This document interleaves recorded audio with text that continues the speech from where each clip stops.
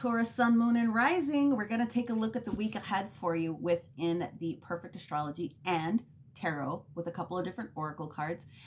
Make sure that you know your own birth chart, and if you don't, this is a way for you to sort of understand and can plan a little bit ahead about what it is that you could be seeing next week. Now, next week, we have at the end of the week, the 4th of August, the new moon.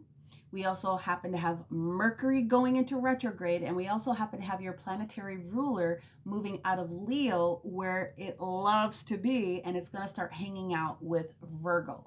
So let's go ahead and pull an oracle card just to see if we can get a theme, and then I'm going to give you the remainder of the information that we have for you. When we get to Thursday is when we jump into the 1st of August, and so for me, it makes a lot of sense that when cards show up sideways for me, if you've been following my YouTube channel or you've had personal sessions with me, you're carrying this energy from where you're at into what's coming up this upcoming week. So this is what we have. Stop and let it all grow around you for a little bit. There's a request or a requirement with this card for you to relax, maybe plan a vacation, slow down so that you can speed up. The perfect astrology that you're going to see this week is that in the collective natal is that you're going to be in the 7th house. So that's going to have a lot of things to do with relationships. If you are single, ready to mingle, a lot of that energy is going to be about how you come across when it comes to relationships, whether it's relationship with yourself, clearly the relationship with others, but also the relationship with you and your star player, your higher self coming in from a celestial perspective. Let's go ahead and pull some tarot cards. I'm going to pull about 3 cards, not meant for every single day of the week, but meant to give you sort of the shift of energy that's going to take place. And then we're going to go into an energy oracle card, and then I'm going to pull a sacred geometry card to give you a little bit more information. So this is Taurus, Sun, Moon, and Rising. The first card is the Queen of Cups. Lovely. Love it. In the upright position. Love it, love it, love it. Woo! We're going to take that one, and we're going to take these 2. These little flyers on the side do not get a nod. Let's show you what we've got. You got 4 cards. Queen of Cups, okay? Our beautiful Queen of Cups is the energy of Cancer. It's the energy of the moon. The moon is in your sign through Monday afternoon before it switches into the sign of Gemini. The second card that you have here is the Aeon, which is technically the energy of what we would call judgment in modern day terms. Then you have the original energy of what the Strength card was. It's actually called Lust.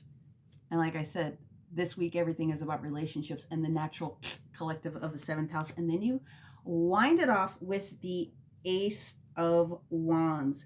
So fire energy, Leo energy with lust or strength. You also have the energy of Pluto, judgment, rebirth, okay? And then you have the energy of the Queen of Cups.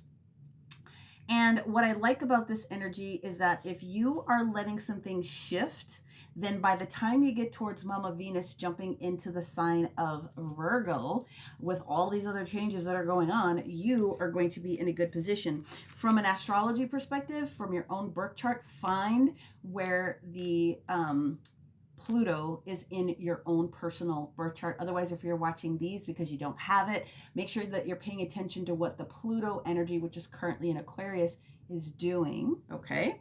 Pay attention to what's happening with Leo. Of course, we know that Mama Venus is coming out of Leo and into Virgo. We've already explained that. I'm going to do a couple of clarifiers. I always like to do them on the major arcanas because that's going to shift the major theme. Again, not for any specific day of the week here, but let's just go ahead and see what we've got going on. That Queen of Cups Cancer has got me in a chokehold right now because I'm like, what is the correlation that's going on with Cancer? I don't see any direct correlation, but we do have, and I'm clarifying the major, the Aeon, the Judgment card that's coming in here. We have the High Priestess in the reverse position, getting you to pay attention to what is happening here. What is the correlation between the opportunity for you to be paying attention to something different within that moon energy? Maybe it came across Saturday or Sunday. So coming across, that's when you're bringing it when the moon happened to be in your own sign. Let's see what we have on this Leo We have 2. Ooh. We have the 9 of Cups in the reverse position with the 7 of Swords also in the reverse position. So that 9 of Cups energy is Piscean energy, and this 7 of Swords energy that we're looking at here has everything to do with what's going on with Gemini. Interesting.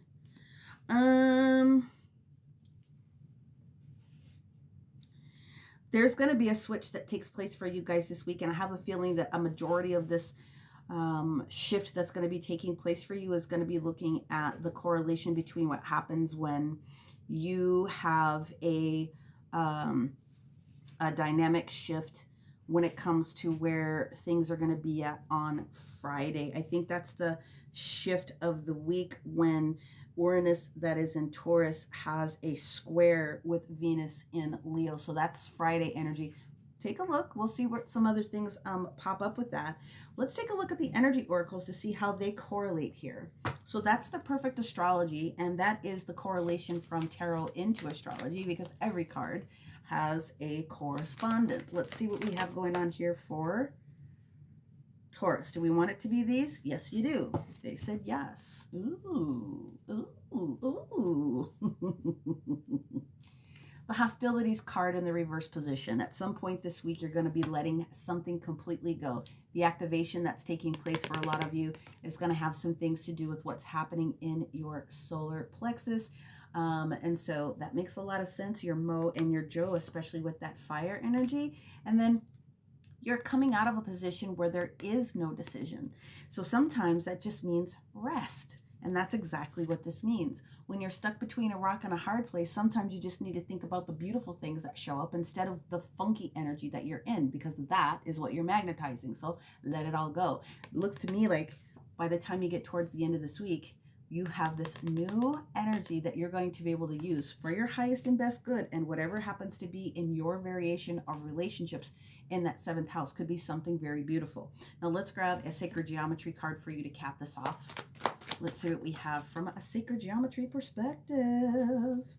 A lot of moon energy. So whatever it is that you're doing Saturday and Sunday and at the beginning of Monday is going to help and assist with whatever change needs to take place. Ooh, vitality.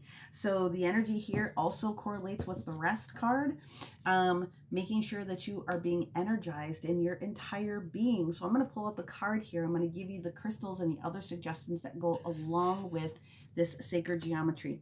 And as you can see, you can't make this stuff up. Everything is lining up perfectly.